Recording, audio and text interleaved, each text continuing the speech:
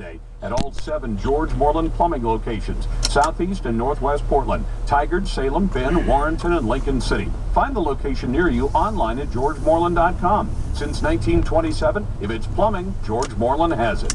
Determine whether your loan is owned by either Freddie Mac or Fannie Mae by checking the following websites: FreddieMac.com/MyMortgage or FannieMae.com/Loan Lookup. Loans made pursuant to State Oregon Department of Consumer Business Services license number ML3547 and MLS 6606 equal housing lender. I'm a responsible homeowner. I love my home and I pay my mortgage on time. Just because I'm upside down on my home, why can't I refinance and take advantage of today's low rates?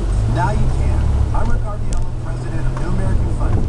If your mortgage is owned or guaranteed by Fannie Mae or Freddie Mac, which we can tell you, you may be eligible to refinance your mortgage under the expanded provisions of HARP. We're doing tons of these and saving homeowners thousands. No matter how upside down you are, no equity and no appraisal required.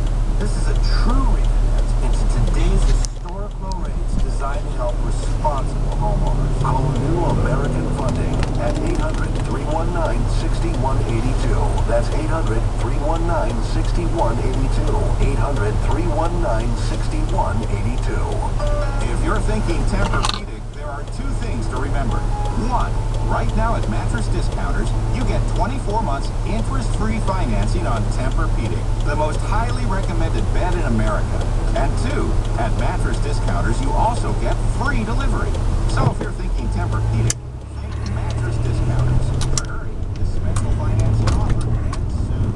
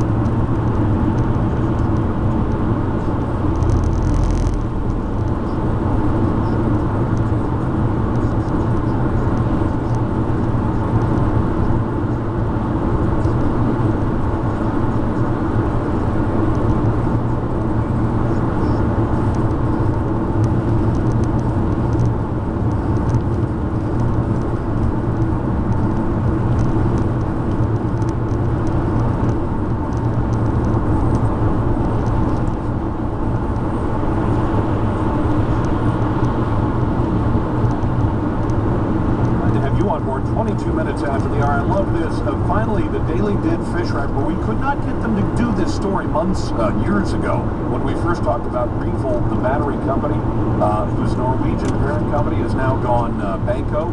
But there are about 10 million bucks in local dollars, local tax dollars put into this thing. And when it went through the Portland Development Commission's Loan Review Committee, it was given a C.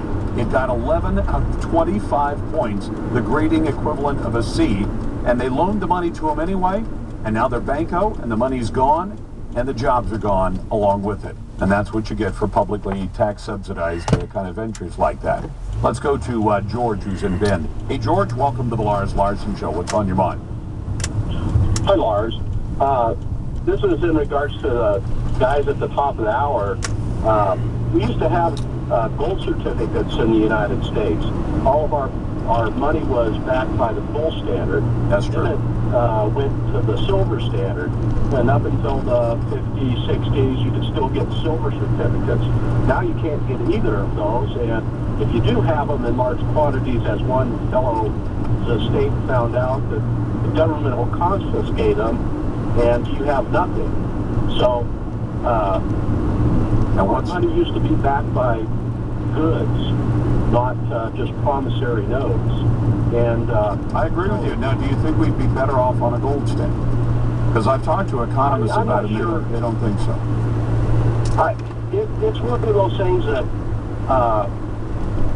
there's probably smarter people in the room that could argue that, and some of the times you would think that maybe we would be better off, but not necessarily. You know, I'm not going to really want to argue that.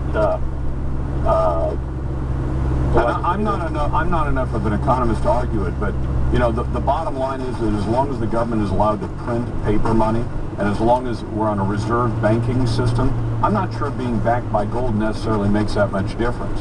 Because if you take $1,000 and deposit in the bank will loan me $950 of it, and then when I deposit in the bank, they'll loan out another $900. And you can see how that multiplies out to where the original $1,000 that was put in backed by gold has now become $10,000 floating around in the economy. So, you know, I mean, if that was backed by gold and people who held all 10,000 of those dollars showed up at once, they wouldn't get their ounce of gold or the amount of gold that the original 1,000 was backed by. So I'm not sure how, in a modern banking system, how it would make much of a difference anyway. But I appreciate the trivia but I'm not sure how much it applies to our current situation. We've got a government that spends too much money.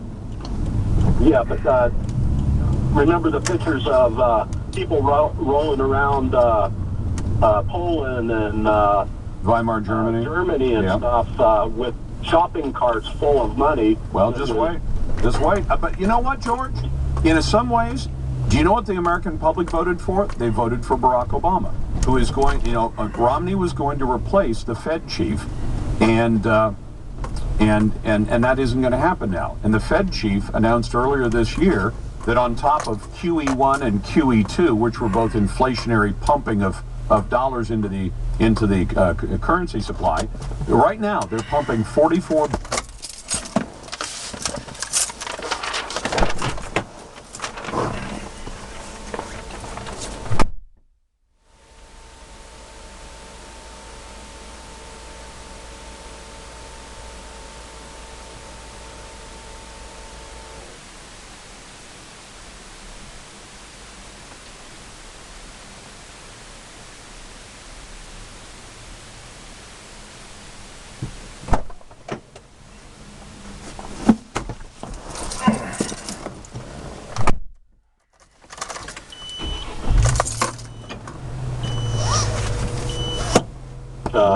Like a lot of other people in conservative talk radio, you know. Thank you very much, George. I appreciate you listening on News Talk 1110 and Ben.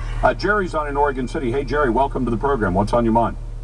Well, the guy you were talking to a little bit earlier was talking about, somebody being successful gets dinged for a bigger amount, and everybody claims that they're not paying their fair share. Well, the president claims the rich are not paying their fair share. I would love to sit down for an interview with Barack Obama and ask him if paying 65% of the top, if the top 10% paying 65% of the entire bill for the federal government is not their fair share, then how much would be?